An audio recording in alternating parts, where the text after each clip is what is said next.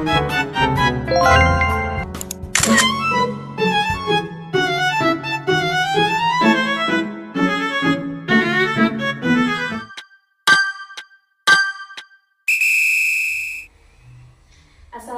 warahmatullahi wabarakatuh. Waalaikumsalam warahmatullahi wabarakatuh, Ibu. Selamat pagi anak-anak. Pagi, Bu. Apa kabarnya hari ini? Alhamdulillah baik, Ibu. Alhamdulillah baik ya. Sebelum kita memulai pembelajaran pada hari ini atau pagi hari ini, mari sebaiknya kita untuk membaca doa bersama-sama dengan melafazkan basmalah. Bismillahirrahmanirrahim. Semoga dengan pembacaan basmalah tadi kegiatan pembelajaran kita dilancarkan ya. Amin. Baik. Nah, pada kesempatan kali ini Ibu akan menyampaikan sebuah materi. Tapi sebelum itu Ibu absen dulu ya. Ya, Ibu. Nah, siapa yang tidak hadir hari ini? Hadir semua, Ibu. Alhamdulillah hadir semua ya. Semoga teman-teman selalu diberikan kesehatan dan tetap semangat untuk mengejar cita-citanya ya. Amin ya rabbal alamin. Baik. Nah, pada kesempatan hari ini Ibu akan mengajar sebuah materi. Tapi Ibu ingin menanyakan terlebih dahulu nih. Pada minggu zakat, benar sekali. Zakat itu ada zakat fitrah dan zakat mal. Nah, pada minggu ini ada juga kaitannya dengan zakat. Karena sebelum kita belajar zakat, tentu saja kita belajar tentang sholat. Nah, berkaitan dengan sholat, kita pada hari ini akan belajar tentang sholat sunnah rawatib. Baik, Ibu. Nah, pada hari ini kita akan belajar sholat sunnah rawatib, di mana tujuan pembelajaran ini supaya setelah teman-teman mempelajari tentang materi sholat sunnah rawatib, diharapkan anak-anak semua bisa menjelaskan kembali apa itu sholat sunnah rawatib dan macam-macam sholat sunnah rawatib. Seperti itu. Bisa kita mulai? Bisa, Ibu. Baik, sebelum Ibu menjelaskan sebuah materi tadi yang sudah Ibu sampaikan, yaitu sholat sunnah rawatib, Ibu ingin bertanya nih, apakah teman-teman sudah pernah mendengar atau pernah melakukan sholat sunnah rawatib? Belum, Ibu. Belum. Baik, ini adalah sebuah media yang Ibu gunakan pada materi kita pada hari ini. Nah, di dalam media ini Ibu sudah berikan atau tuliskan materi kita pada hari ini. Yang pertama itu ada materi tentang ini.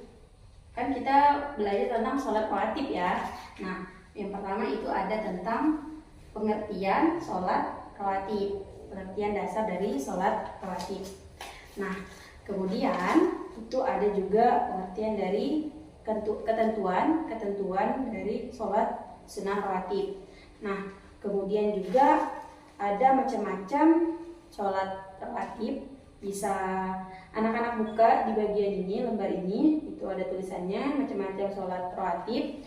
Kemudian ini juga ada tentang bagian-bagian dari sholat sunnah rawatib.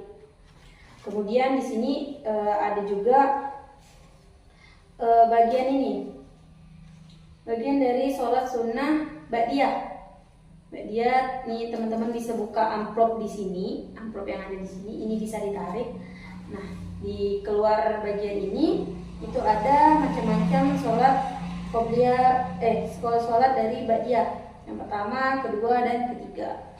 Nah, kemudian di amplop sebelah ini ada juga ini yang terakhir, hikmah dari kita mempelajari sholat rawatib atau melakukan sholat rawatib.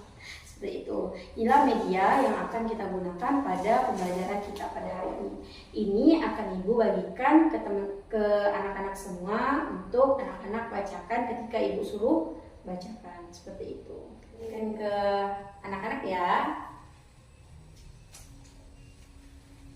Nah, sedikit Ibu jelaskan bahwasanya sholat sunnah rawatib adalah sholat yang dilakukan sebelum melakukan sholat fardu, di mana sholat sunnah rawatib ini sama sepertinya melakukan sholat wajib. Karena apa? Gerakannya tentu saja sama, tetapi hanya yang membedakan adalah rakaatnya. Ada yang menggunakan 4 rakaat dan ada juga 2 rakaat seperti itu. Tapi ada juga ketentuan-ketentuan dalam melakukan sholat sunnah rawatib ini. Sholat sunnah rawatib bisa dilakukan di rumah ataupun di masjid. Dan sholat sunnah rawatib ini juga bisa kita lakukan setelah ataupun sesudah melakukan sholat fardu 5 waktu.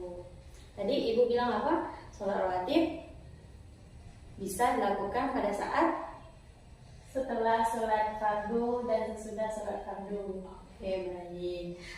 Selanjutnya ada macam-macam sholat sunnah rawatib. Aisyah, tolong dibacakan ya. Apa saja macam-macam sholat sunnah rawatib. Dibaca dengan keras ya.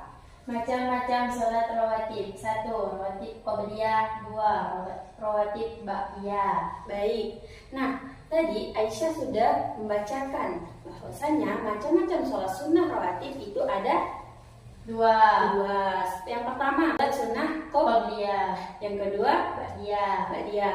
qobliyah sebelum Sholat fardu.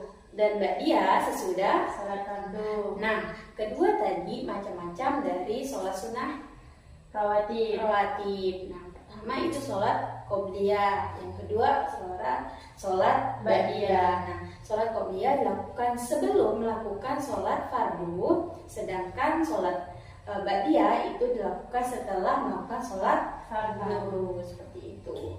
Nah, mungkin Aisyah bisa dibacakan lagi Aisyah. Bagian sholat qobliyah itu ada apa saja? Yang di bawahnya itu. Ya, betul.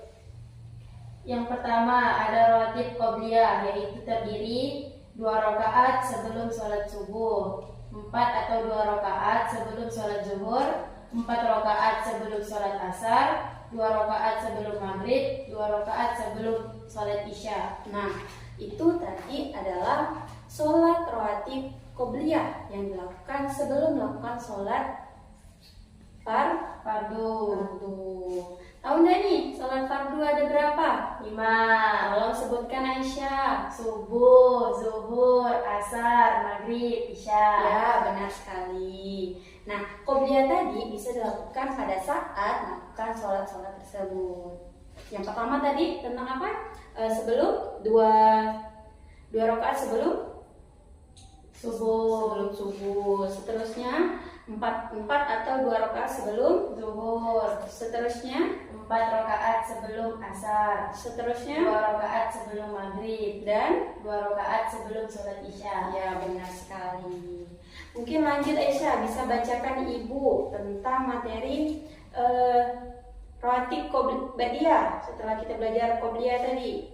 Yang kedua ialah sholat rawatib ba'diyah yang terdiri 2 rakaat sebelum zuhur, 2 rakaat sebelum maghrib, dan 2 rakaat sesudah isya. Nah, tadi berbeda dengan sholat rawatib qobliyah dengan ba'diyah. Kalau qobliyah sebelum, kalau ba'diyah berarti sesudah. Nah, tadi yang Aisyah bacakan itu adalah sholat rawatib ba'diyah, di mana yang pertama tadi apa? 2 rakaat sesudah zuhur. Apa? 2 rakaat sesudah zuhur. Baik, yang kedua.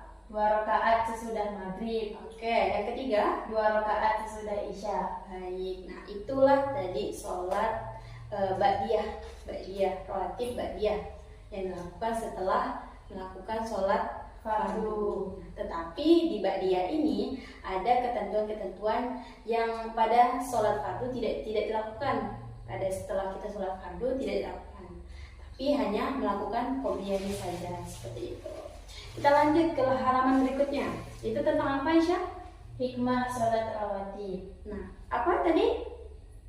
Hikmah sholat rawatib. Baik, hikmah dalam sholat rawatib. Yang pertama, menyempurnakan sholat fardu. Yang kedua, memperbanyak pahala. Yang ketiga, menggugurkan dosa. Yang keempat, meningkatkan ketakwaan kepada Allah Subhanahu wa taala. Yang keempat apa? Meningkatkan ketakwaan kepada Allah Subhanahu wa taala. Yang terakhir. Nah, berarti 4 saja ya Aisyah. Ya, nah, yang pertama tadi apa? Menyempurnakan sholat fardu. Nah, menyempurnakan sholat fardu. Biasanya orang hanya melakukan sholat fardu saja, Tapi kita tambahlah dengan sholat sunnah tadi, sholat sunnah qobliyah dan sholat rawatib sunnah ba'diyah.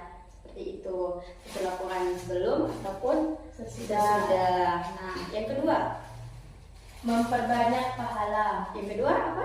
Memperbanyak pahala. Nah, memperbanyak pahala. Tentu saja ya anak-anak, itu adalah sebuah perbuatan baik karena kita melakukan sholat sunnah. Hal yang baik tentu saja akan memperbanyak pahala kita kepada Allah Subhanahu wa Ta'ala. Yang ketiga, menggugurkan dosa. Nah, menggugurkan dosa. Menggugurkan dosa tentu saja karena kita juga melakukan hal yang baik. Karena apa? Kalau kita meninggalkan sholat wajib, tentu saja dosa kita akan bertambah.